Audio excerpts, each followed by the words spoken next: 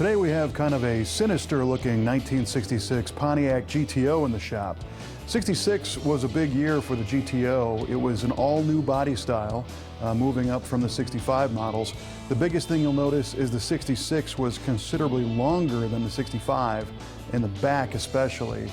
The trunk area was elongated, and they changed the rear window design from kind of a flush mount to the famous flying buttress style, where you've got the two fin-shaped wings that come down around the window down to the quarter panels.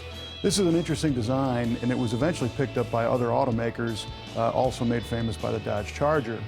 Up in front, the GTO retained the stacked headlights that it had back in 65, but for 66, the GTO was finally its own model. No longer was it a trim option on the Tempest. The GTO was the real deal. They fully legitimized this car for 66.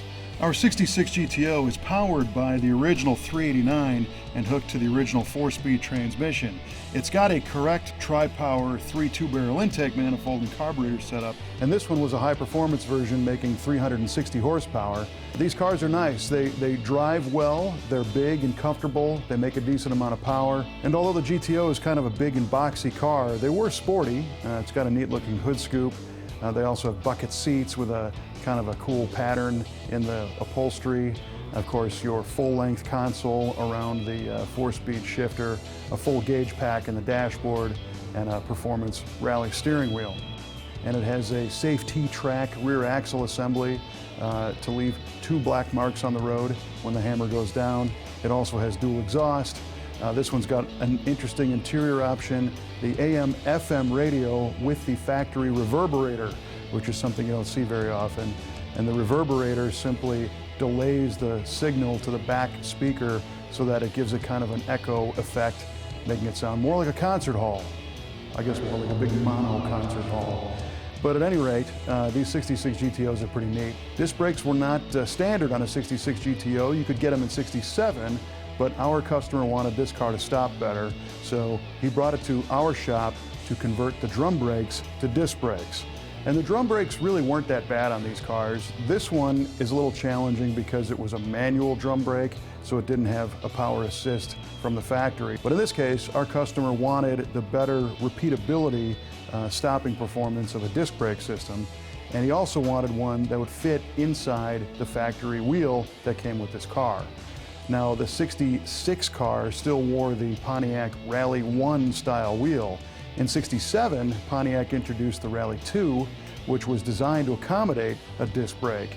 But there are companies out there today that manufacture a reproduction or modified brake system to fit inside a 14-inch standard Pontiac Rally 1 wheel. We got a kit from Stainless Steel Brakes from OPGI for that very reason.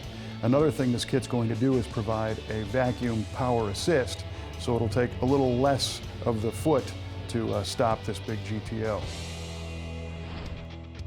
The disc brake upgrade continues on our 66 GTO right after these. Stay with us. OPGI has the restoration and performance parts needed to make your Tempest, Le Mans, or GTO the best it can be. And with the best in-stock selection anywhere, you won't be playing the waiting game. Shop online at opgi.com and don't forget to order your free catalog today. Welcome back to V8TV.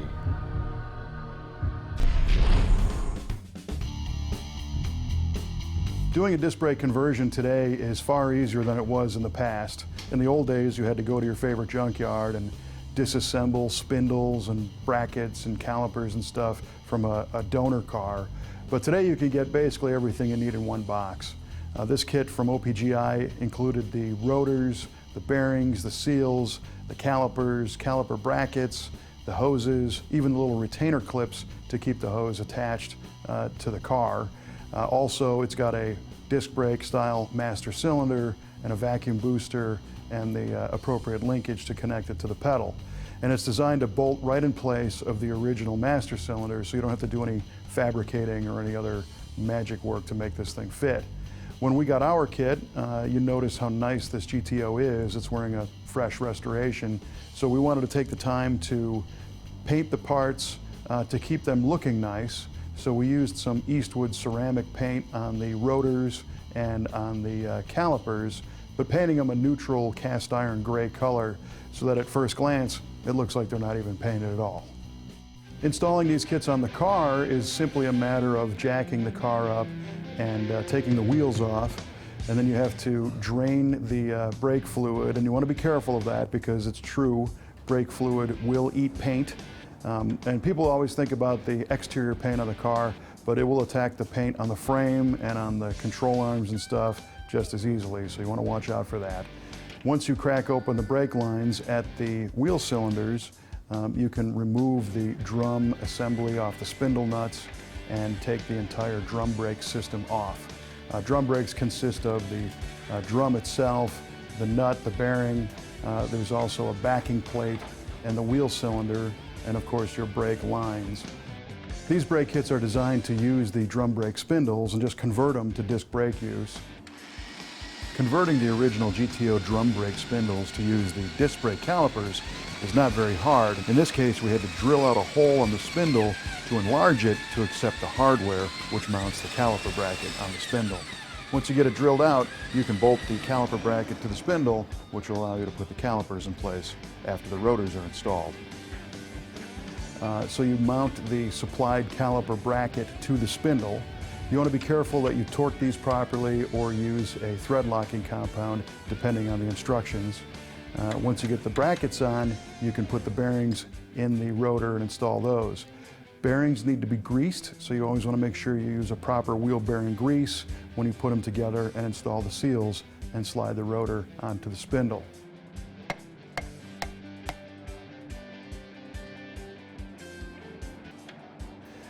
You also want to make sure you don't get all kinds of grease all over that rotor, so when you're done assembling this stuff, everything gets a good clean wipe down with some brake cleaner. Once you got the rotor on, you can slip the caliper itself over the rotor and put the bolts in to mount it to the bracket. Again, paying attention to torque specs or a thread locking compound. Once the caliper is in place, you can install the supplied hoses. These are a slightly different hose than what was on your drum brake system, but they're supplied in the kit, and clip them in place under the retaining tabs, and then move to the firewall department of installing the master cylinder and the brake booster. In our case, we wanted to provide some service to the rear brakes as well before we did that. So we removed the rear wheels and the drums and installed new brake shoes and a new brake hardware kit. So we again painted our drum brakes with the Eastwood high temp ceramic paint so that the drums would stay looking nice, and then reassembled those. Our customer really likes the stock look of his 66 GTO, but he also wanted to have an option to change the appearance a little bit, but not in a permanent fashion. So a great way to do this is to get a different set of wheels and tires. And he chose a set of Rocket Racing booster wheels in an 18 by 8 inch size, and the finish has a polished lip with their gray center. And they were chosen because they kind of have a vintage look, but the slightly bigger size adds a modern flair to the car. You'll notice the Gold Line style tire. These are Toyo Extensa tires. It's a high-performance tire, but the Gold Line adds a vintage look, and that's all made in-house by Diamondback Classics. These lug nuts are what we call a conical seat. There's a taper here, which goes into a taper on the wheel, which is part of what helps keep the wheel and the lug nut tight together when you torque them. This is something whenever you order wheels, you got to make sure you get the right thing because there's several styles. There's two different tapers. I think it's 60 and a 45. The 60 is pretty standard, but there's also flat seats which have a washer like your old Kragers used to use. And sometimes there's a serrated washer like late model Ford trucks use. So you want to make sure you get the right lug nuts so your wheels stay on the car. The fun thing is that he can now roll on the modern sized Rocket Racing wheels and tires, and if he wants to go back to a completely stock looking car, he puts the Rally 1s back on and they'll fit over his new brakes with no problem. With the wheels and tires installed, it was finally time to take the first drive and break in our new brakes. It seems like every disc brake manufacturer has their own procedure for breaking in the brakes. In this case, we just followed the directions. It was a series of stops, allowing the brakes to cool between stops. And we noticed a big difference right away, primarily because of the power assist of the vacuum boost. but also the disc brake system did what it's supposed to and didn't fade out as much as the drum brake system did. Overall, this is a great upgrade. We recommend disc brakes to anybody with a classic car. Sometimes you want to keep that original appearance and keep drum brakes, but if it's something you're going to drive, put some disc brakes on it. Not only do they stop better, but they also stop straighter because the front ones don't have that individual adjustment that the drum brakes do, so that when you hit the brakes, the car goes straight and doesn't want to go into oncoming traffic or off the road. You can see more of this disc brake swap and these Rocket racing wheels and Diamondback classic tires on our website at V8TVshow.com.